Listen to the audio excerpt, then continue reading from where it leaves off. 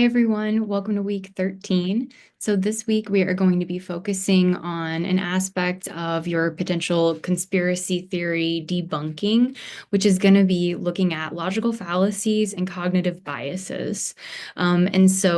Looking at one of these, or maybe a few of these, for your conspiracy theory paper could be a really good idea.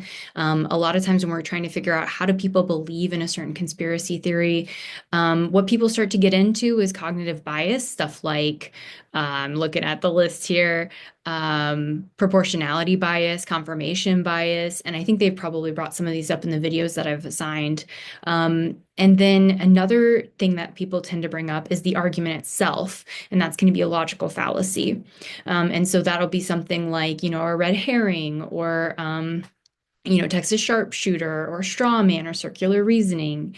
And so when we're learning about these different types of fallacies and biases, what it can do is it can give us a little bit of a foundation of, okay, well, what is it with the argument itself that's a problem? Like where is there an actual flaw in the argument that makes it illogical? That's going to be a logical fallacy. Or what is the problem with maybe the way that people are perceiving information or reality, that might be affecting the way that they're willing to accept this, or the way that they are questioning something, that maybe doesn't need to be questioned. Um, so I want us to go ahead and put together resources for this, because the thing is, there's a lot of these and they can be a little bit complicated, especially if we're looking at all of them.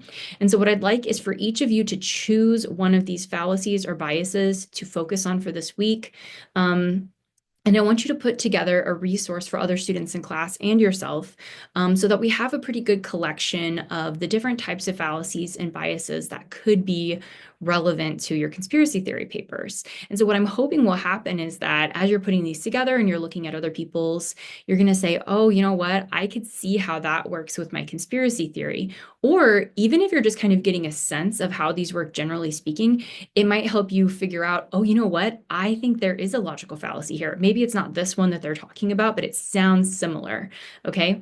And so what I want you to do is put together a resource. I have information on here, with a definition of the term. So make sure that you give a definition. Try to provide some sort of example. It could be a real life example, like something that we can point to and say, this is, for example, how this conspiracy theory argument works. Or you could even say, let's say hypothetically, here's a situation where somebody named Jill is blah, blah, blah, blah, blah. So you can either do a real life one or you could do a hypothetical one. Either way, you want to have an example that helps people understand how that bias or fallacy works. And then finally, I just want you to include a source, and the source, and it could be more than one source, but a source that has where you got information from, but especially like where other people could go to learn more about that fallacy. And so that's everything that I want for this. It's going to be a 1.5 points just for the resource itself. And then I'm going to give you another half point. By Friday, I'd like you to go ahead and look over what people have submitted on the discussion board.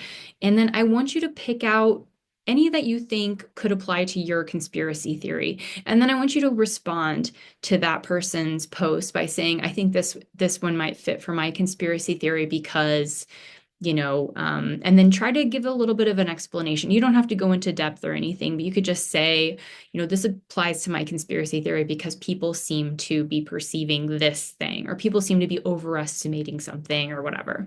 Okay, so you keep it simple, but I want this to be working for you. And so what I want you to do is create a resource, that other people can use, including yourself, and then find the bias or fallacy that seems to be applying in your paper. That's going to be our assignment for this week. I do want to look ahead to next week because I want you to do something for Monday. And so some of you probably will want to work ahead. And so next week, we're going to be really getting to work on our debunking arguments, okay? And so at that point, I want you to think about what the arguments are that the conspiracy theorist is making, and then how you're going to respond to that argument. So what I want you to do is I want you to read Letter from Birmingham Jail. The reason I want you to read this is because this is one of the best arguments probably ever that is going to be giving strong rebuttals. Okay, and that's what you need to do for debunking. They're going to give you an argument, and what you're going to do in response is you're going to rebut that argument. Okay, providing a rebuttal. So Letter from Birmingham Jail is a response Martin Luther King Jr. wrote when he was in jail in Birmingham about there was this letter that white clergymen had written, like white preachers and things like that had written to a newspaper kind of complaining about nonviolent protests and criticizing Martin Luther King Jr. for coming into the South and, essentially like kind of stirring up trouble, right? And I'm putting it in quotes if you can't see my air quotes here. Anyway, so he has a really strong argument in response to those criticisms. And so what I want you to do is I want you to read this letter, and I want you to talk about the kinds of evidence that he's using to respond to these criticisms and why you think he might be using that type of evidence. And I want you to be looking at what is an argument that it seems like the clergymen are making, and then how does he respond to that argument, okay? And so hopefully this will give you a pretty good sense of like when you're making your own argument, the type of tone to take, the way to talk about the other side's argument, even when you're disagreeing with them, the way to present evidence, what kind of evidence could be, best, and just kind of all these things. I mean, it's just like I said, one of the best arguments ever made. And so, especially this type of argument, a rebuttal argument. And so I really think that it could help make you feel more prepared when you're moving into your own argument, okay?